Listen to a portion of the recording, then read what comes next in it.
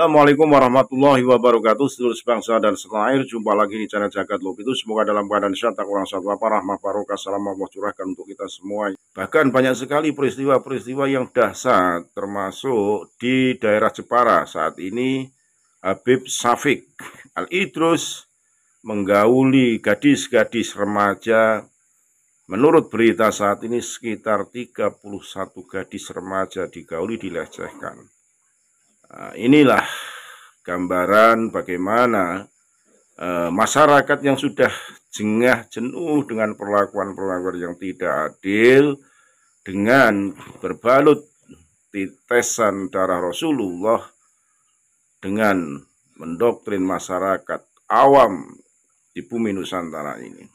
Kita simak videonya sekali lagi lah, mohon maaf. Assalamualaikum warahmatullahi wabarakatuh. Satu hal yang membuat saya pribadi miris, ya, kemarin kita sudah sampaikan saat di Semarang bahwa yang bersangkutan pelaku ini, data yang kami miliki dari handphone pelaku, ada 21 korban,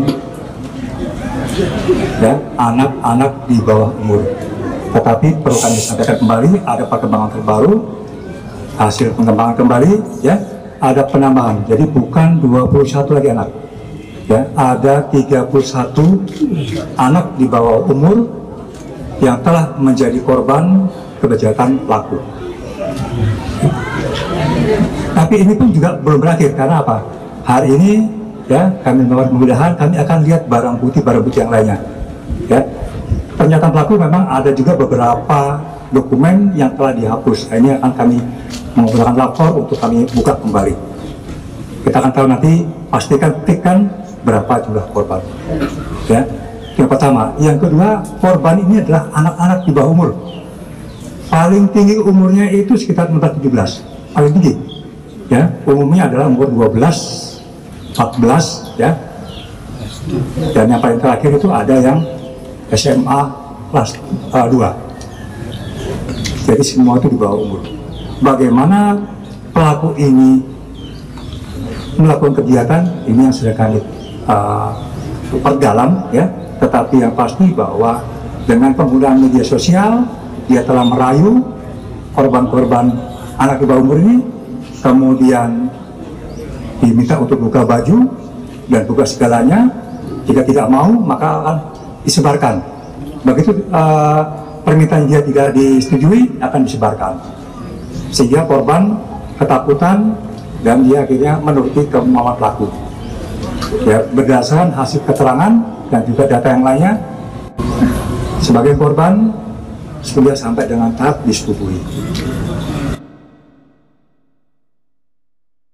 Teman-teman bisa lihat secara detail bagaimana keterangan Bapak Polisi terkait, ya, pelaku yang melakukan aksi bejat tersebut, yaitu aksi seksual dengan modus rayuan, bahkan diancam ataupun yang lainnya. Ini tindakan-tindakan seperti ini, saya nggak tahu bagaimana penilaian daripada para mukibin. Apakah mukibin akan mengatakan, itu kan ntar akhirnya akan disucikan, ya gitu. Wayutohirum tadhiro, kan kayak gitu biasanya menggunakan dalil itu, ya. Apakah akan seperti itu? Apakah bagaimana? Ya, monggo kerso, para mukibin monggo kerso komentar di kolom komentar kami. Ya, saya tidak akan menutup kolom komentar, ya, dan juga saya tidak akan membatasi komentar, dan juga kita tidak akan terlalu berlebihan terkait umpama komentar-komentar yang buruk terhadap kami. Gak apa-apa, monggo kerso, ya, para mukibin komentar terkait tentang berita sekarang ini. Apakah Anda akan, ya, terus mengagungkan, terus memuliakan, ya, terus mempertuhankan, mendewakan, ya, dianggap sebagai suci yang bisa memberikan syafaat entah di akhirat nanti, memberikan kapling surga, ya. Hal bejat seperti ini Anda akan tiru, ya, caci makian juga akan tiru. Ya, monggo kerso, saya nggak menyuruh, nggak, tapi membiarkan Anda yang sekarang ini menjadi para mukibin, ya, ya, yang selalu mengagungkan, mensucikan, mempertuhankan. Dengan adanya kasus seperti ini, Anda bagaimana? Aslinya ini kan yang sekarang ini lagi rame, ya. Jadi Sekarang ini kan lagi ramai terkait tentang bagaimana yang terjadi tentang polemik nasab pembelokan sejarah ataupun yang bersangkutan dengan klan Pahlawi sudah dibongkar semua oleh Gusti Allah dan disaksikan oleh masyarakat Indonesia khususnya. Ya, lah dengan adanya polemik yang terjadi sekarang ini, nah ketika ditambah dengan problem yang baru sekarang ini, yaitu terkait tentang predator seksual, ya, yang menelan korban kurang lebih 31 anak ya di bawah umur, dan itu kata Bapak Polisi kan itu belum selesai, bisa jadi itu akan bertambah karena video-videonya ada yang dihapus kayak gitu loh. Nah, berarti kan intinya kan tambah 31 itu loh. Nah, dengan adanya polemik ini kan menjadi ramai viral, akan terguncang ini para mukibin. Yang menjadi pembahasan lagi, sebelum terjadi polemik ini kan sudah banyak juga kejadian-kejadian seperti ini, hampir serupa.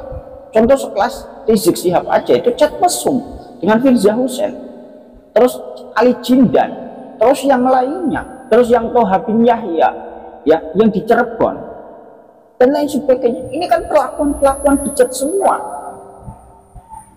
Ya apakah para mukibin ini akan, ya ini kan, wah ini bisa memberikan syafaat dan mendapatkan kapling surga, bisa memasukkan surga, macam-macam. Saya kok gemes hal-hal seperti ini. Kayaknya kok surga itu milik Habib. Ya, ini apa-apa? Islam itu bagaimana sih? Ya bisa memasukkan surga atau tidaknya kan Gusti Allah dengan rahmatnya Allah. Kan banyak cerita-cerita bagaimana Imam Ghazali, ya, pengarang kitab Ihya Ulumuddin, dan di awal daripada kitab Ihya Ulumuddin itu diterangkan bagaimana Imam Ghazali pada waktu ya di surga itu, ya, di dalam suatu kejadian mimpinya atau dalam keadaan yang tidak sadar, ya, ketika beliau itu akan masuk ke surga, beliau ditanya bagaimana kok beliau itu bisa masuk surga. Imam Ghazali kan menjawab terkait tentang sholatnya, zakatnya, puasanya, amalnya, terus ngarang kitab, kejeniusannya, manfaatnya kepada masyarakat. Kata Gusti Allah bukan itu semua, ya. Lantas Imam Ghazali bertanya, lah terus yang memasukkan surga itu saya apa? Ya karena rahmatnya Imam Ghazali, karena kasih sayangnya Imam Ghazali terhadap lalat yang minum mangsi, yang mangsi tersebut akan dibuat untuk nulis dan dibiarkan untuk diminum oleh lalat tersebut. Dengan kasih sayangnya Imam Ghazali terhadap lalat tersebut, ya, maka Imam Ghazali mendapatkan kerahmatan dari Allah. Artinya Allah memberikan rahmat karena Imam Ghazali rahmat.